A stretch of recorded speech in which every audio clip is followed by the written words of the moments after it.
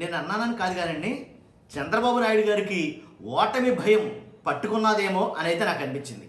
ఎందుకు అనిపించిందో ఏంటో కారణాలు ఉన్నాయి, కారణాలన్నీ చెప్తాను. ఎందుకంటే ఈ మధ్య కాలంలో చంద్రబాబు నాయుడు గారు ఎక్కడికి వెళ్ళినా సరే స్టేజ్ల మీద, సభా వేదికల మీద మాట్లాడే మాటలు వింటే కొంచెం ఆశ్చర్యాన్ని కలిగిస్తున్నాయి. కాబట్టే నేను మీకు చెప్తున్నా, ఏమని, పథకాలన్నీ ఇచ్చేది నేను, ఓట్లు మాత్రం మీరు నాకు వేయరు అని ఒకచోట మాట్లాడితే, పథకాలన్నీ ఇచ్చేది నేను, ఏంటి డబ్బులు ఎవరికి ఇస్తే వాళ్ళకు ఓట్లు వేస్తారు మీరు అని ఒకచోట మాట్లాడితే, ఇలా చాలా రకాల్లో, చాలా సందర్భాల్లో చాలా రకాలుగా మాట్లాడుతున్నారు చంద్రబాబు నాయుడు గారు.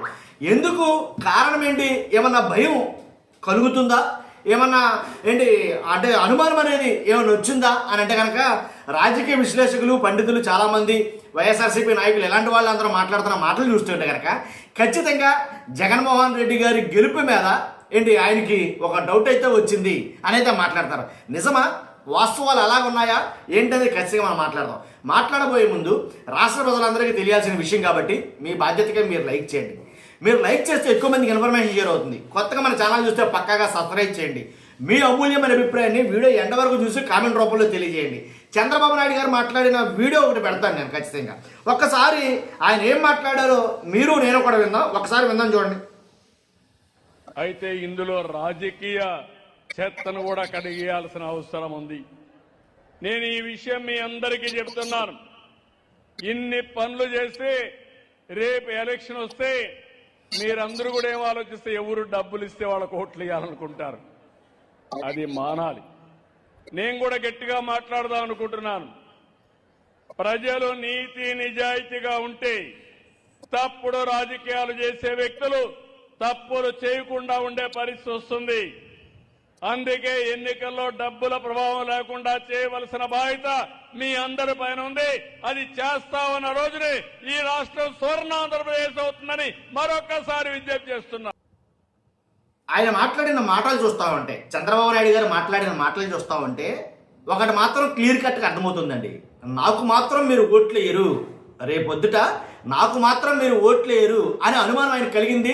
స్ట్రాంగ్గా దాన్ని బిలీవ్ చేస్తున్నట్టున్నారో ఆ మాటే డైరెక్ట్గా మాట్లాడుతున్నారు ఆయన. ఏమని, రేపొద్దున్న ఎవరు డబ్బులు ఇస్తే వాళ్ళకే మీరు ఓట్లు వేస్తారు. ఇదేంటిది?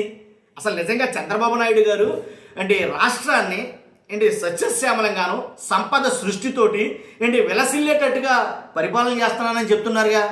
అన్నీ నేనే కనిపెట్టాను, అన్నీ నేనే చేస్తున్నాను, పథకాలన్నీ ఇచ్చేశాను, సూపర్ 6 వేసేసాను, కాబట్టి మీకు ఇంక ఏ లోటు లేదు, ఆంధ్రప్రదేశ్ స్వర్ణాంధ్రప్రదేశ్గా మారిపోబోతుంది అని చెప్తున్నారుగా చంద్రబాబు నాయుడు గారు. మరి అంత కాన్ఫిడెంట్గా చెప్పినప్పుడు నిజంగా మీరు అన్నీ చేసేసి ఉంటే, మీరు అన్నీ చేయించేసి ఉంటే, మీరు అన్ని రకాలుగా అభివృద్ధి చేసేసి ఉంటే ఇంకా భయం దేనికి?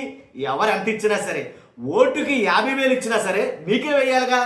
వాస్తవం మాట్లాడాలంటే లెక్కలు చూసుకుంటే. కాబట్టి ఎందుకని మీరు అన్నీ చేశారు.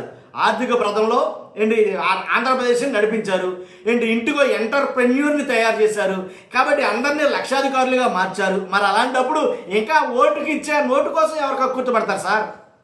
కక్కుర్తిపడరు కదా. అన్నీ మీరు చేసినప్పుడు మీ మీద ఖచ్చితంగా నమ్మకంతో ఇప్పటికే ఒక్కసారి గెలిపిస్తేనే ఎంత బాగా చేశారంటే మరలా గెలిపిస్తే ఇంకెంత బాగా చేస్తారని నమ్మకంతో మీకే కదా ఓట్లు వేయాలి. మరి నాకు ఓట్లు వేయరు అని అంటారేంటి? మీకు ఎందుకు వచ్చిందా అనుమానం? అంటే మీ మీద మీకు అనుమానమా, లేదా మీ మీద మీకు నమ్మకం లేదా అనేది ఇక్కడ అలాంటి ప్రశ్నలు లేవనెత్తాల్సి వస్తుంది. కాబట్టి ఖచ్చితంగా చంద్రబాబు నాయుడు గారికి అయితే కనుక ఒక భయం అనేది కలిగిందేమో అనేది నాకు అనిపించింది ఈ వీడియో చూడడం ద్వారా. ఇది ఒక్కటే కాదండి, ఇలాంటి వీడియోలు చాలా మటుకి చంద్రబాబు నాయుడు గారు మాట్లాడుతున్నారు. ఎందుకంటే కనుక ఇదే మాటలు. కాబట్టి మీరు అందరూ మారాలి ఏంటి, తర్వాత ఇంకోసారి మాకు టైం ఇవ్వాలి, ఇంకోసారి మాకు టైం ఇస్తే కనుక ఆంధ్రప్రదేశ్ని మేము స్వర్ణాంధ్రప్రదేశ్గా మార్చేస్తాం కాబట్టి అని అడిగే విధానం చూస్తాడు కనుక, లేదా బ్లాక్మెయిల్ చేసే సందర్భాలు కూడా ఉన్నాయి రాష్ట్ర ప్రజలనే. కాబట్టి మీరు వెయ్యాలి అని అన్నట్టుగా. కాబట్టి ఇలాంటి విధానాలన్నీ చూస్తూ ఉంటే ఖచ్చితంగా రాబోయేది జగన్మోహన్ రెడ్డి గారిని గట్టిగా అందరికన్నా ముఖ్యంగా, రాష్ట్ర ప్రజలందరికన్నా ముఖ్యంగా చంద్రబాబు నాయుడు గారు ఎక్కువగా ఏంటి బిలీవ్ చేస్తున్నారేమో అని నాకైతే అనిపించింది. మీ అభిప్రాయం ఏంటి? కామెంట్ రూపంలో తెలియజేయండి. ఫస్ట్ అయితే లైక్ చేయండి. Thank you very much.